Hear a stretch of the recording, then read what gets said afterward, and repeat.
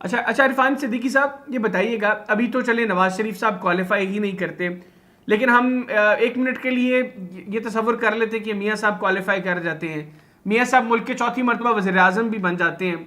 ऐसी सूरत में शहबाज शरीफ साहब क्या करेंगे? आप उनको वापस पंजाब में भेजेंगे? मुझे यूँ लगता है कि आपको या हम सबको या शायद मीडिया को ये फिक्र है कि इलेक्शन के बाद कौन कहाँ होगा, किसको कौन सा ओहदा मिलेगा। और बहुत सी जमातें मौजूद हैं, उनके लीडर मौजूद हैं, पीएमएलएन के अंदर बहुत से लीडर मौजूद हैं।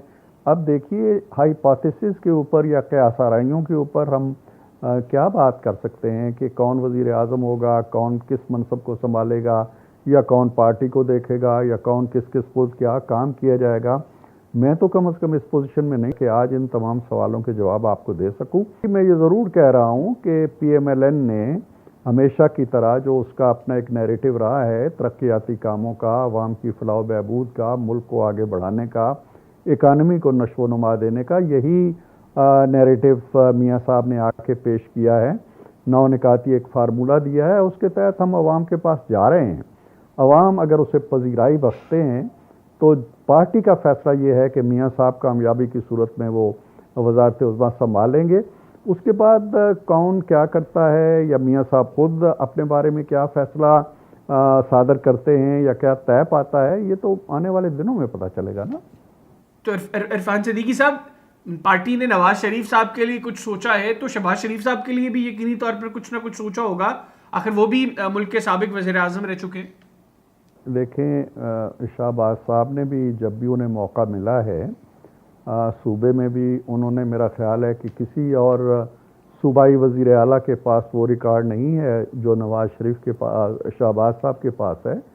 और जब ये 16 माह की एक 15 जमाती हुकूमत का सरबराह उन्हें बनाया गया बहुत सी मुश्किलात के बाद और बड़े मुख्तलिफ हालात में, तो सबसे बड़ा गोल जो था उनके सामने वो था पाकिस्तान को डिफ़ॉल्ट होने से बचाना।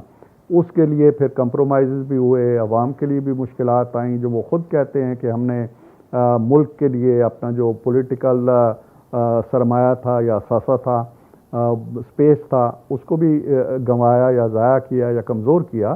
तो नवाज शरीफ बहरहाल पार्टी के लीडर हैं, और अब तक मेरा ख्याल है पान के अंदर जितने भी लीडर आपको नज़र आते हैं उन सबसे ज़्यादा तजुर्बाकार हैं, उन सबसे ज़्यादा वो मुल्की हालात हों या गैर मुल्की हालात हों उनका भी तजर्बा रखते हैं।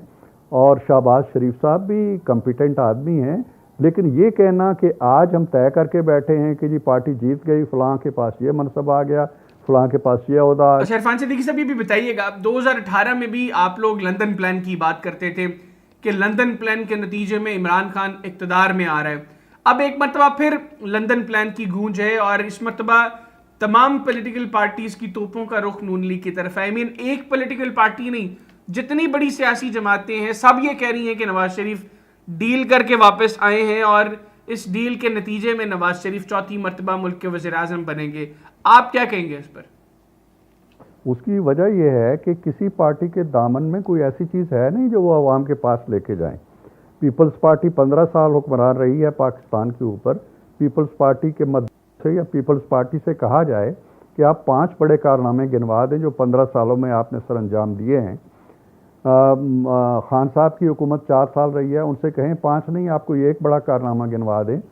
नवाज शरीफ 9 साल रहे हैं, उनसे कहें जी कि आप गिनवा दें, तो मेरा ख्याल है एक आम रेडी वाला भी 10 चीज़ें आपको गिनवा देगा। तो इसलिए तोपों का रुख है कि वो अवाम की नब्ज़ को देख रहे हैं। अवाम किधर जाएंगे?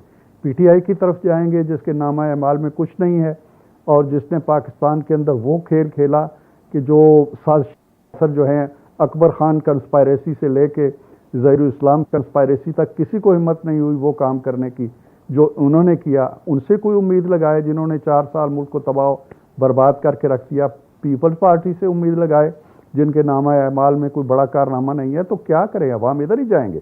तो इसलिए जो घोड़ा आगे जा रहा होता है, तीरों के रुख उसी की तरफ होते हैं। तो ये आने वाले दिनों का नविश्ता दीवार है जो बहुत सी जमातें देख रही हैं।